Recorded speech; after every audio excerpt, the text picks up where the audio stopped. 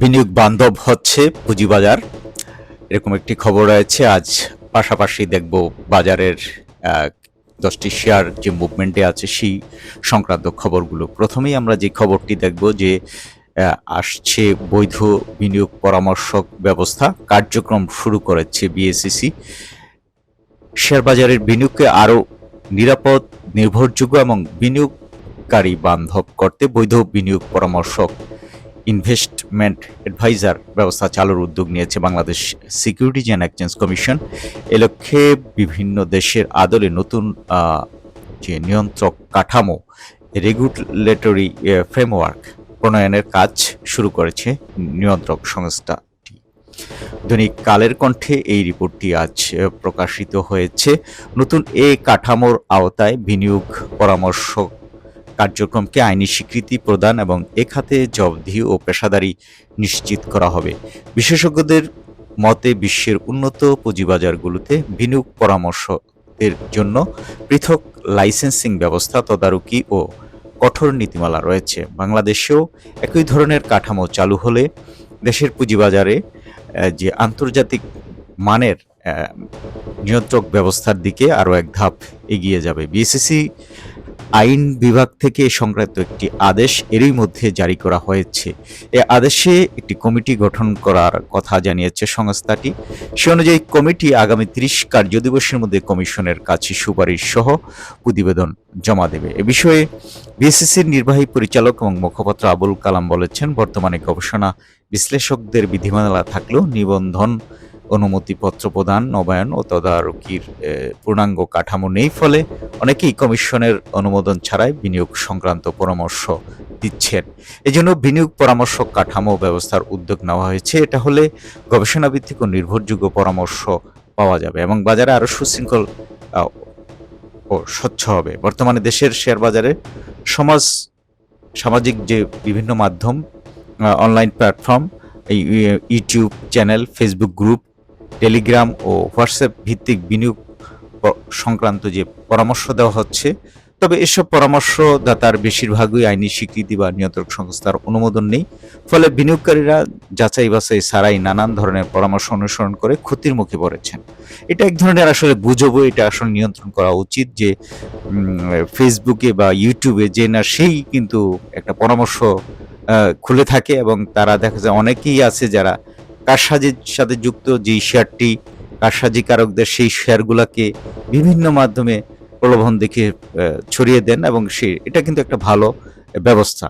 তাহলে ওই অনিয়ন্ত্রিত এইসব প্ল্যাটফর্মের মাধ্যমে অনেক ক্ষেত্রে গুজব, বিভ্রান্তিকর তথ্য কিংবা অতিরঞ্জিত প্রচারণা ছড়িয়ে নির্দিষ্ট কোম্পানির শেয়ার দাম অস্বাভাবিক বাড়ানো বা কমানোর যে অভিযোগ রয়েছে সেটা কিন্তু কমবে। এতে সাধারণ বিনিয়োগকারীরা বিভ্রান্ত হয়ে ভুল সিদ্ধান্ত নেন।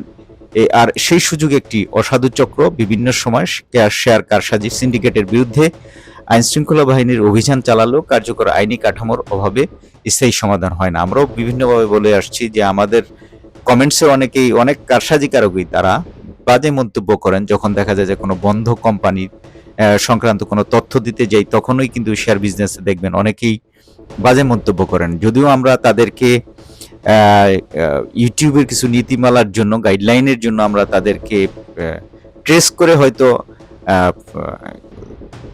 তাদের বিরুদ্ধে যেই ক্রিমিনালিজম করছেন বা অন্যায় করছেন সেটার ব্যাপারে সোচ্চার আমরা থাকি এবং তাদেরকে ধরার চেষ্টা করি এবং নিয়ন্ত্রক সংস্থা এই ব্যাপারে আইনগত যে বিষয় ব্যবস্থা নেবেন সেটা কিন্তু আছে। আর ইউটিউব বা ফেসবুক কমিউনিটি গাইডলাইনেও কিন্তু এটা টলারেট করে না কোনো ক্রাইম বা কোনো ধরনের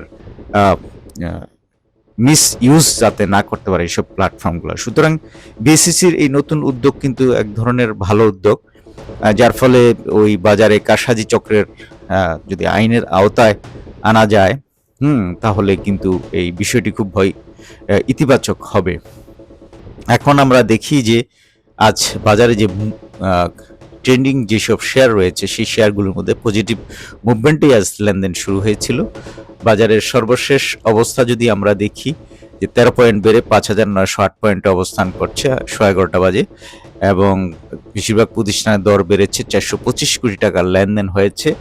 এবং আজ যদি দেখি সবচেয়ে বেশি যে পজিটিভ মুভমেন্টের যে শেয়ারগুলো, সেটার মধ্যে মুন্নু ফেব্রিক্স জানেন যে বর্তমানে যে মন্ত্রী, মুন্নু গ্রুপের চেয়ারম্যান ও পদ ছেড়েছিলেন যে আফরোজা খানম, তাদের গ্রুপেরই একটি, অর্থাৎ বিএনপির নেতৃত্বে গঠিত নতুন সরকারের যে মন্ত্রী হিসেবে শপথ নিয়েছেন আফরোজা খানম রিতা, তাদের ব্যবসায়িক প্রতিষ্ঠানেই কিন্তু এই মুন্নু ফেব্রিক্স। তাদের 3টি প্রতিষ্ঠান রয়েছে, Munnu ceramic industries, Munnu agro ও মুন্নু ফেব্রিক। অর্থাৎ সেই খবরকে কেন্দ্র করেই হয়তো এই শেয়ারটির মুভমেন্ট হচ্ছে, যে হয়তো এখন দর কমে আছে, এটা হয়তো বাড়বে, সেই আশায় কিন্তু অনেক বিনিয়োগকারী এটাতে ঢুকছেন। এবং 24 টাকা 90 পয়সা ধরে আজ শেয়ার লেনদেন হচ্ছে। অবশ্য প্রতিষ্ঠানটির আয় থাকলেও তৃতীয় প্রান্তিকে কিন্তু লোকসান গুনেছে মুন্নু ফেব্রিক্স।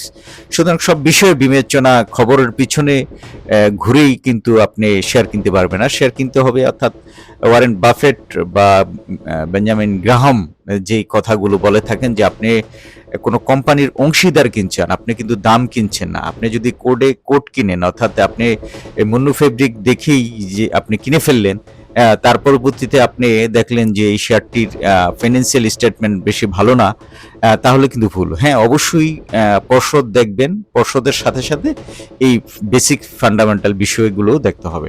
এখন যদি আপনি কোনো বাংলাদেশের রাজনৈতিক প্রেক্ষাপটে আওয়ামী লীগের কোনো প্রভাবশালী ব্যক্তির শেয়ার কিনেন, তাহলে ওইটা যদি লাভেও থাকে তবু কিছুটা ঝুঁকি থাকে। সেই হিসেবে আবার কিছু কিছু শেয়ার আছে যেই শেয়ারগুলো মূলত দলীয় বিবেচনায় না, এটা চলছে, যেমন স্কোয়ার ফার্মাসিউটিক্যালস, এটা সব গভর্নমেন্টের সময় কিন্তু আছে।